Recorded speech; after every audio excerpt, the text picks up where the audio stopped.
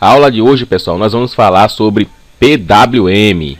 Mas antes, como vocês já estão acostumados, gosto sempre de iniciar com uma frase. E a frase de hoje diz o seguinte: se as pessoas gostam de você, elas te escutarão. Mas se elas confiarem em você, farão negócios com você. Por que essa frase, pessoal? Essa frase tem a ver muito com a gente que somos técnicos. Por quê? Porque a gente trabalha com pessoas no nosso dia a dia, na nossa assistência técnica, na nossa casa, para você que trabalha em casa, para você que presta serviço para uma empresa. A gente tem que passar confiança para o cliente. Temos que fazer com que o cliente confie no nosso serviço.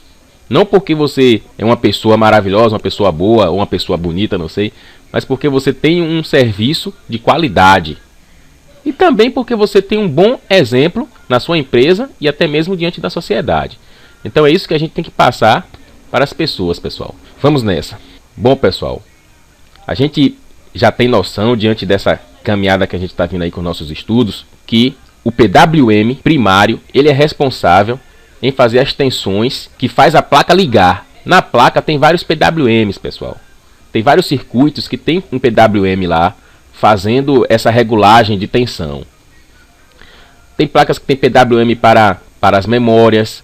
As placas têm PWM para alimentação do processador. Então tem vários tipos de PWM na placa-mãe. Esse aqui que nós vamos estudar é o PWM do Buck Converter. Aquele PWM que recebe uma tensão de alta e regula aquela tensão para 3.3, que vai alimentar o chip BIOS e que vai alimentar o Super I/O. E esse PWM também é aquele que faz a tensão de 5 V. Aquele 5 V também que vai alimentar os circuitos da placa, né? O 5 V no USB precisa de 5 volts, no drive de CD e DVD precisa de 5 volts, no HD precisa de 5 volts para funcionar o motor ali, né? Do HD. Então tem vários setores da placa que precisa desses 5 volts. E esses 3.3 é especial para alimentar a BIOS e o Super I/O. E tem 3.3 também, pessoal, secundários. Porque esse que eu estou falando para você aqui, no momento, quando você coloca o carregador, é os 3 e os 5 volts standby. Veja bem, aqui é uma parte do datasheet do PWM. Eu peguei esse pedaço, vamos dizer assim, do datasheet para explicar melhor para vocês o funcionamento dele. Sabemos que primeiramente, para funcionar, ele precisa de alimentação. Se a entrada lá do jack, pessoal, se o circuito de entrada tiver tudo ok, tudo perfeitinho, funcionando certo, os 19 volts, ou seja, a tensão de alta vai ter que chegar até ele. Aqui está a entrada, aqui no pino 16. Depois eu vou mostrar vocês lá no esquema. No pino 16 aqui, onde vocês estão enxergando aqui, ó, está escrito VIN. VIN todos já tem conhecimento que é de voltagem, né? Ou voltage no inglês. O V, ou de tensão, como você queira chamar. E o IN, todos já tem conhecimento que é de entrada.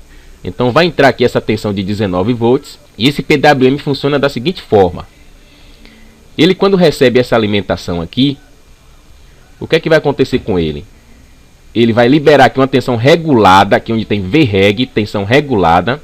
Existe aqui nele dois reguladores, né? O regulador de 3.3 e o regulador de 5. Então esse PWM especificamente, ele vai liberar aqui uma tensão de 3.3 volts aqui no pino 8. E também vai liberar aqui uma tensão regulada de 5 volts. E é essa tensão aqui, gente, de 3.3, que vai alimentar a BIOS e o Super I/O para que a placa venha a startar. Como eu falei com vocês em aulas anteriores, que o Super I/O ele faz parte do start da placa. Então ela precisa, a CIL precisa desses 3.3. E a BIOS também. A BIOS não funciona sem alimentação. Apesar que a BIOS não funciona só por causa da alimentação. A BIOS também tem que ter aquela troca de informações que a gente só consegue ver com o osciloscópio.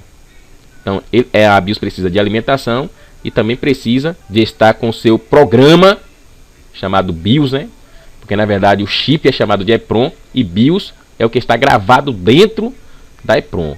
Então, o programa que está rodando dentro dessa EEPROM precisa estar em perfeito estado. Voltando aqui, pessoal. Nós olhando aqui esse PWM, a gente vê aqui, né, VO2, VREG 3, né? Tipo assim, o lado 1 e o lado 2, né, de uma forma bem simplificada. Aqui, ó. Esse lado aqui você está vendo DRVH2, LL2, DRVL2. O lado 1 e o lado 2 do PWM. Isso significa que dentro dele existe fontes internas. E aqui tem duas fontes, né? Duas potências. Ou seja, uma potência dos 3.3 volts, que você está vendo aqui desse lado, e a outra potência de 5 volts. E essas fontes internas, pessoal, essas fontes internas são chamadas de SMP-S. SMP-S. As fontes internas do PWM. E essas fontes internas, elas precisam ser ativadas. E no momento que essas fontes internas é ativada nesse PWM aqui, pessoal, ela vai liberar, ou seja, ele vai liberar essa tensão aqui e essa tensão aqui, ó. E essas fontes internas, elas são ativadas a partir dessas entripes, chamada entripes. Entrip 2 vai ativar as fontes, né? As fontes do lado 2 aqui. E tem a entrip 1 aqui, ó, que vai ativar quem? Essa fonte aqui do lado 1. Pessoal, estou explicando de forma bem simplificada para você entender. Eu não estou usando aqui muitos termos técnicos para que não complique um aluno iniciante. Mas no decorrer do tempo, no decorrer da vida, aí vocês vão aprendendo os termos técnicos. Mas o importante aqui é você aprender para consertar o seu aparelho. Então, esse PWM, quando você pegar um PWM dessa forma, que estiver em trip 2 e em trip 1, você vai logo entender que é para ativar as fontes internas. Além dessa aqui do VREG 3, essa aqui, ó, do VREG 3 e do VREG 5, tem também essas fontes aqui. Então, esse PWM, pessoal, a classificação dele é essa aqui, ó, TPS 51125. Então, muitos notebooks usam esse tipo de PWM. A Samsung, os notebooks Samsung têm esse tipo de PWM. Porque, pessoal, PWM, componente de placa, não existe aquela coisa particular, não. Esse componente aqui só usa notebook positivo. Esse aqui só usa notebook Philco. Não tem isso. Às vezes você abre um notebook Samsung, né, da marca Samsung, que a marca não tem nada a ver também com placa, entendeu, gente? Fabricante de placa não tem a ver com a marca do notebook. A placa que tem nos notebooks positivo, um exemplo. Quando você abre um notebook CCE, a placa praticamente é igual. Então essa questão de componente, quando você abre um notebook Samsung que pega aquela plaquinha, né, aquela placa, possa ser que você encontre um TPS 51125. Quando você abrir um notebook da HP, você se depara também com um componente semelhante. Então é bom você sempre ter em mente o funcionamento. E outra coisa, pessoal, importante. Para a gente entender, preste bem atenção nisso aqui. Para a gente entender o funcionamento de um componente, de um circuito integrado, não basta simplesmente você abrir o esquema e achar que já vai entender o funcionamento desse componente. Então, é essencial que você procure entender um pouco sobre datasheet. Se tiver em inglês, claro que vai estar em inglês, né? Você usa um tradutor e traduz ali e você vai ter uma noção de como é o funcionamento daquele pino ou daquele componente todo. Então, voltando aqui a nossa linha de raciocínio, esse PWM aqui tem duas potências, a potência de 3.3, né? E a potência de 5 volts aqui, vamos chamar assim de potências. E existem as tensões reguladas de 5 e a tensão regulada de 3. E esse PWM, pessoal, para o seu real funcionamento, ele tem que, além de receber essa alimentação aqui, a gente sabe que existe aqui do lado dele, tanto do lado direito aqui, como do lado esquerdo, né? Não importa a posição, se é do lado, se é em cima, se é embaixo, não importa. Temos aqui o circuito, né? Temos aqui o circuito que vai fazer o chaveamento. O circuito do lado dele aqui. Então recebe uma alimentação de VIN também, uma tensão de alta, tá vendo aqui? Existem dois MOSFETs, um de alta e um de baixa. Ele vai receber também aqui uma tensão de alta no seu dreno. Aqui também, ó gente, vai receber também uma tensão de alta. Essa tensão vem do carregador, vem do circuito de entrada. Então, gente, MOSFET de alta, MOSFET de baixa.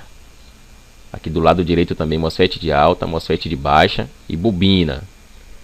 MOSFET de alta aqui, MOSFET de baixa e bobinas. Pode observar que toda fonte chaveada vai ter esse circuito aqui. MOSFET de alta, MOSFET de baixa e bobinas. Veja bem, existe aqui também, pessoal, um sinal chamado de VF-B2 e VF-B1. O que é esse VF?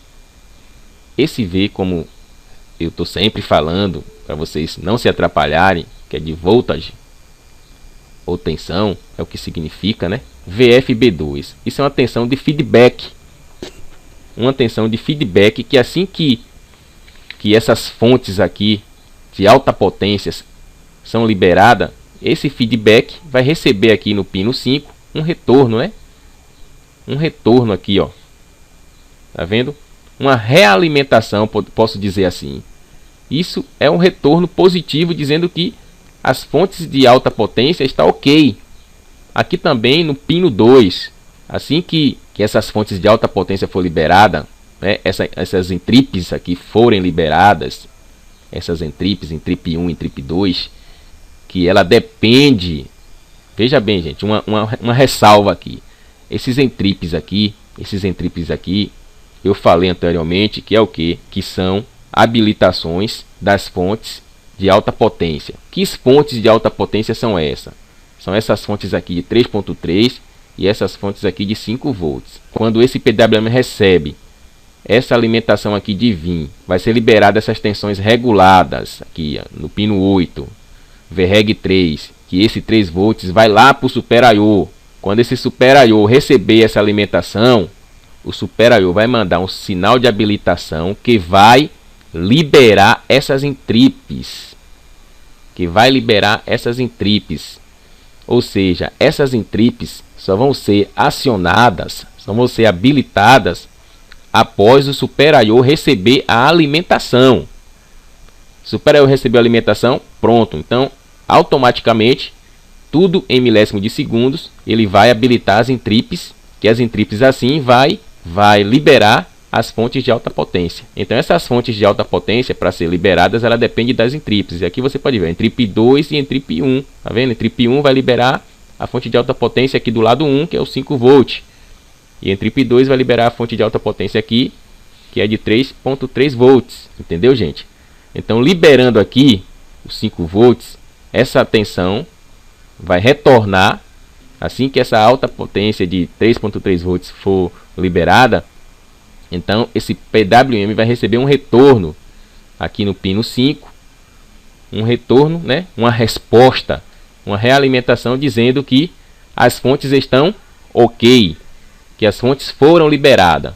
E esse VREF aqui, pessoal, esse VREF aqui no pino 3, juntamente com o pino 4, chamado de tonsel, é também uma tensão de 2 volts. 2 volts é uma tensão de referência. Assim que você coloca o carregador, que ele recebe essa alimentação aqui no pino 16, automaticamente também vai ter essa tensão de referência aqui no pino 4 e no pino 3, como também aqui no pino 14. A mesma tensão, quando você colocar o seu multímetro aqui no pino 14 no skip cell, vai ter aqui também nos pinos 4 e 3, que é uma tensão de referência que é no mínimo aí de 2 volts, a variação pouca. No pino 7 aqui também existe uma tensão chamada de VO2. E aqui também tem uma tensão no pino 24 chamada de VO1. Aqui também são tensões de configurações internas. Tá vendo? Depois da bobina aqui, depois dessa bobina, Aqui você vê que não passa por nenhum componente. Então aqui é uma trilha, fica aqui monitorando. É um pino de monitoração, de monitoramento. Também da mesma forma o VO1, que monitora aqui essa fonte de alta potência de 5 volts. Desse lado aqui do pino 7 monitora a fonte de alta potência de 3.3 volts. Aqui no pino 10, pessoal, existe aqui o DRV-H2. O que é isso? Esse DRV significa drive. Então aqui é onde sai o sinal que vai habilitar o gate de alta. Por isso que tem esse DRV-H2, drive de alta aqui do, digamos assim, do lado 2, desse PWM. Então esse DRV, onde você vê em qualquer PWM ou em qualquer outro circuito, DRV quer dizer drive. E H, high no inglês. High, né? É H-I-G-H. Então, aqui sai o sinal que vai habilitar o MOSFET de alta. Então, esse sinal aqui você consegue medir ele com osciloscópio, que é uma onda quadrada que vai em direção ao gate, para oscilar esses gates. Então, oscilando esses gates, vai assim gerar a nossa tensão de 3.3. Da mesma forma, aqui no pino 12, DRV L2, ou seja, DRV de drive e L de low, que significa baixa. Então, drive de baixa. Então, aqui vai ter um sinal para o gate de baixa. Ele vai oscilar esse gate e esse MOSFET vai saturar para assim fazer a tensão de alta potência. E da mesma forma, pessoal, aqui do lado 1, tem também aqui um sinal de power good. Tá vendo aqui no pino 23? Este PWM em perfeito funcionamento, ele vai liberar também esse sinal de power good. Então, esse PWM, juntamente com seus circuitos ao redor estando todos em perfeito estado, esse PWM tem por obrigação enviar um sinal ao Super I/O avisando que as fontes estão tudo ok. E esse sinal é chamado de power good. Aqui abaixo também, pessoal, tem aqui esse DRV-H1. Nós vimos aqui, né, as fontes do lado 2 e agora aqui as fontes do lado 1. Então, drive, o H de high, como eu acabei de explicar. Aqui no pino 21 vai sair aqui um sinal para o gate de alta. Então, esse gate recebendo esse sinal aqui, vindo do PWM, ele vai saturar, fazendo acontecer juntamente com esse drive de baixa, aqui no pino 19, juntamente com a bobina, fazendo acontecer aqui, com todo esse serviço aqui, né, de oscilações, gerando a nossa tensão aqui de alta potência de 5 volts. Entendeu aqui, pessoal? Resumindo, fazendo um resumo aqui, vimos que ao colocar o carregador, vai chegar uma alimentação de alta aqui no pino 16. Posteriormente, vai nascer a tensão VREG3 e VREG5. VREG3 no pino 8, VREG5 no pino 17. VREG3, essa é a alimentação que vai para a BIOS e que vai para o Super I/O. O Super I/O, recebendo essa alimentação, vai entrar em funcionamento, liberando, mandando um sinal para que as entripes sejam liberadas. As entripes sendo liberadas, as fontes de alta potência, que são as fontes internas desse PWM, chamado de SMPS.